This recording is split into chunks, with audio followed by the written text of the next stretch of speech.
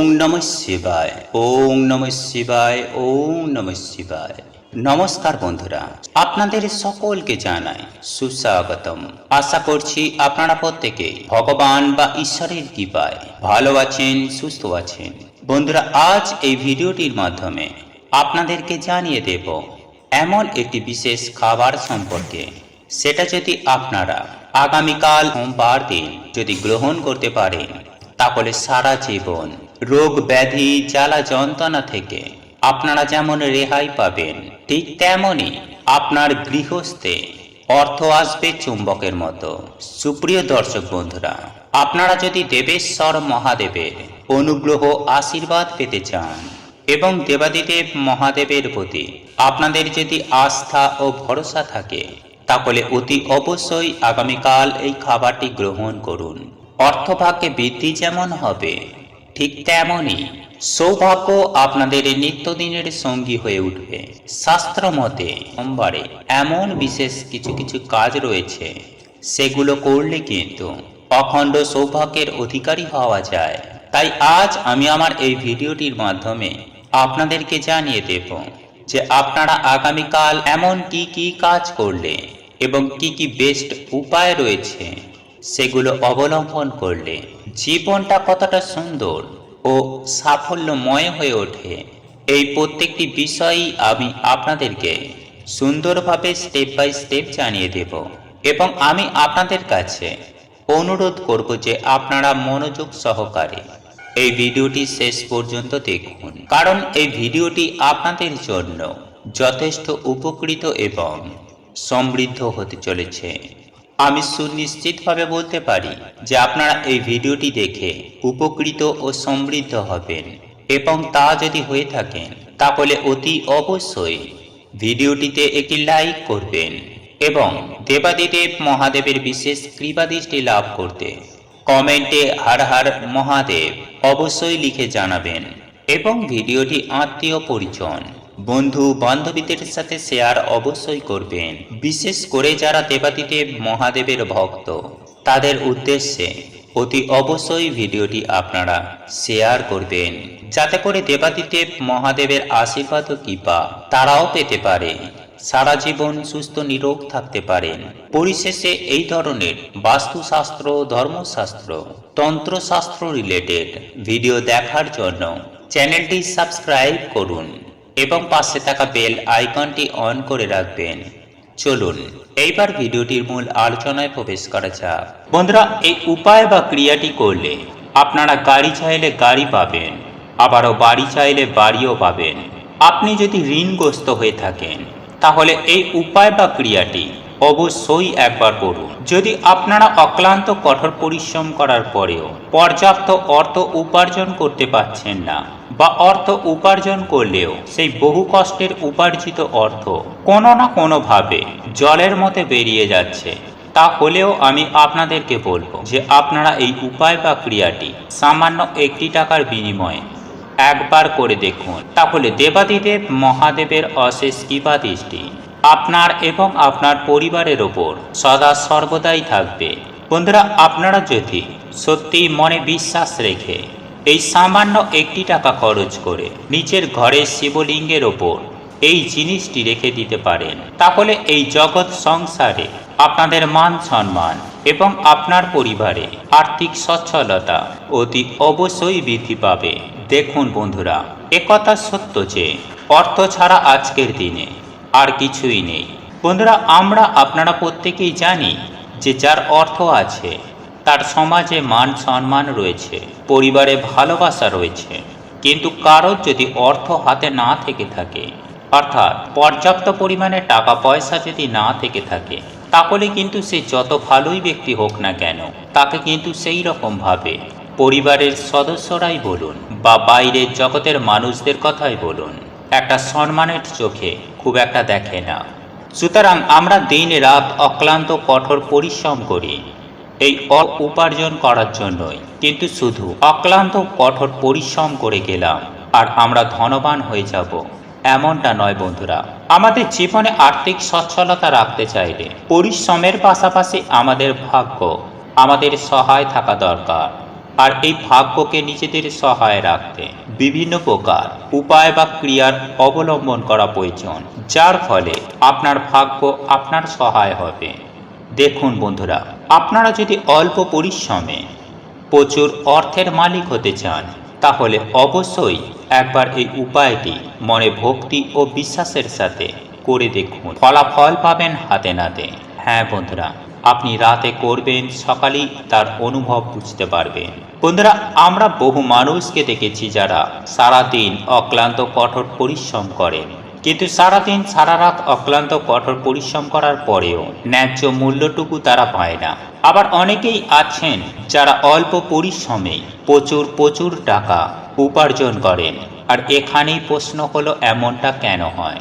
বন্ধুরা, আপনাদের পরিশ্রমের কোনো বিকল্প নেই, তাই কর্ম করে যাওয়াটা এবং পরিশ্রম করাটা আমাদের প্রত্যেকেরই উচিত। আর আমি যে আগেই বললাম, আমাদের ভাগ্যকে আমাদের সহায় রাখতে হবে, তবেই কিন্তু আপনারা যেটুকু জীবনে পরিশ্রম করবেন তার থেকেও ভালো অর্থনৈতিক দিক থেকে লাভ পাবেন। বন্ধুরা, আমরা প্রত্যেকেই জানি যে দেবাদিদেব মহাদেব খুব অল্পতেই সন্তুষ্ট হন।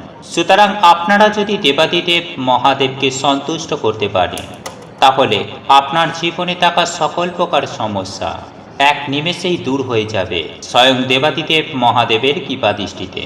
তথা আপনাকে যে শুধু আর্থিক সমস্যার হাত থেকে মুক্ত করবে তাই নয়, আপনার জীবনে থাকা সমস্ত প্রকার বাধা বিপত্তিকে সুনিশ্চিতভাবেই দূরে সরিয়ে দেবে। এক কথায় বলতে গেলে, স্বয়ং দেবাদিদেব মহাদেব আপনার সঙ্গে সাথে থাকবে এবং ওনার আশীর্বাদের হাত আপনার মাথার ওপরে থাকবে। তাই এই উপায় বা ক্রিয়াটি সোমবার রাতে অবশ্যই করুন। বন্ধুরা, আপনার বাড়ির ঠাকুর ঘরে যদি কোনো ছবি বা মূর্তি থেকে থাকে, তাহলে তা অত্যন্ত ভালো।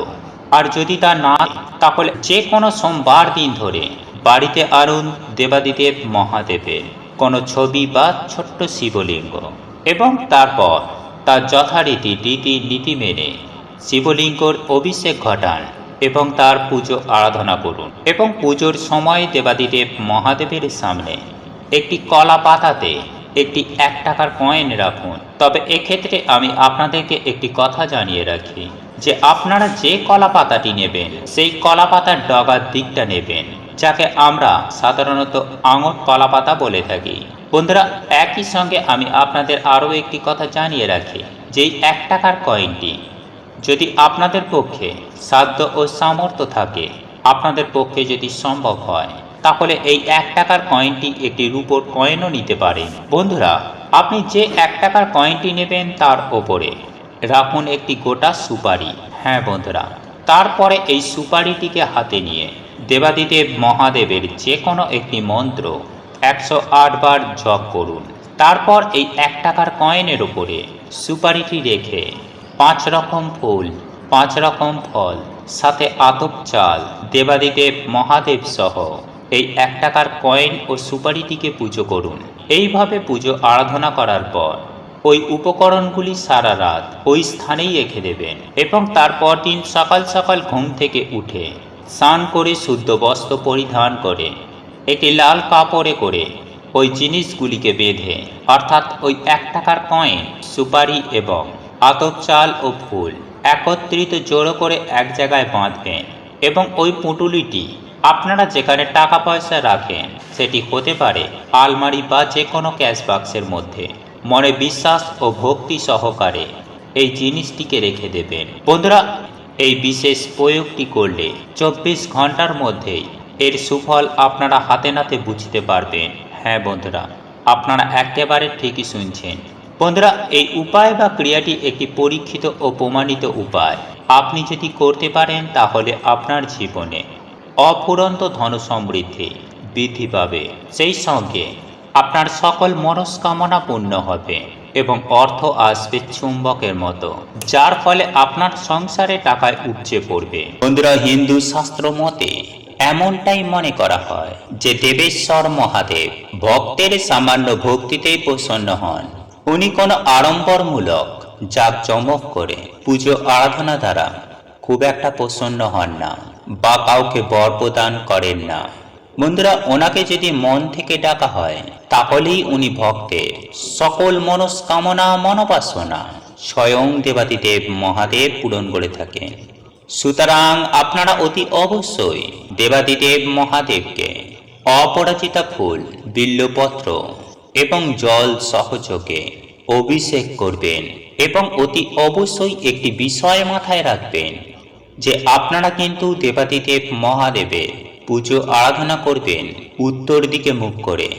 এর ফলে কিন্তু আপনারা অখণ্ড সৌভাগ্যের অধিকারী হবেন। সেই সঙ্গে আরও একটি বিষয় আপনাদেরকে মাথায় রাখতে হবে যে যদি আপনাদের উত্তর দিকে মুখ করে শিব পূজা করতে কোনো অসুবিধা হয় তাহলে সেক্ষেত্রে আপনারা পূর্ব দিকে মুখ করে বসেও শিব পূজা বা আরাধনা করতে পারেন। এরই পাশাপাশি আমি আপনাদেরকে জানিয়ে দেব আর আপনারা এই একটি উপায় অবশ্যই অবলম্বন করতে পারেন, আর তা হলো আপনারা আগামীকাল একটি শুদ্ধ গাওয়া ঘিয়ের প্রদীপ অবশ্যই দেবাদিদেব মহাদেবের মূর্তি বা শিবলিঙ্গের কাছে প্রজ্বলিত করবেন।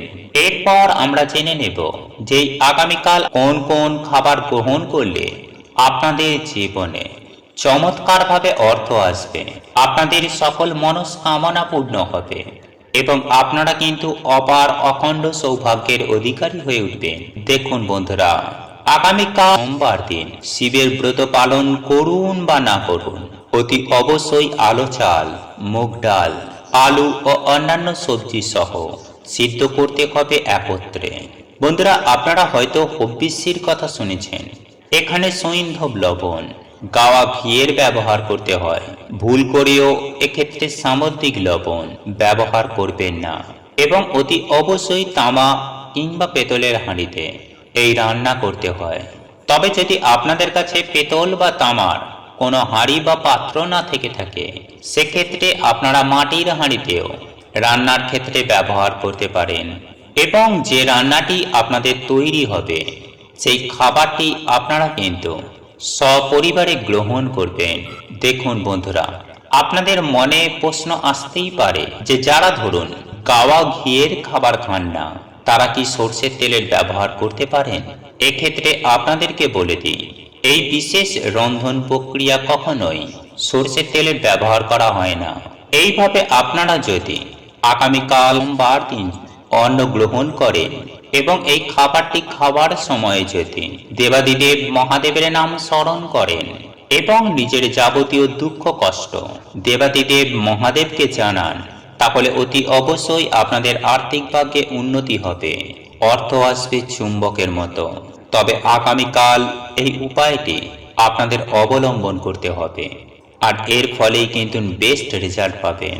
বন্ধুরা, আপনারা যখন এই উপায় বা ক্রিয়াটি করবেন তখন অতি অবশ্যই স্নান করে শুদ্ধ বস্ত্র পরিধান করে শ্রদ্ধাচার হয়ে তবেই এই উপায় বা ক্রিয়াটি আপনাদেরকে করতে হবে।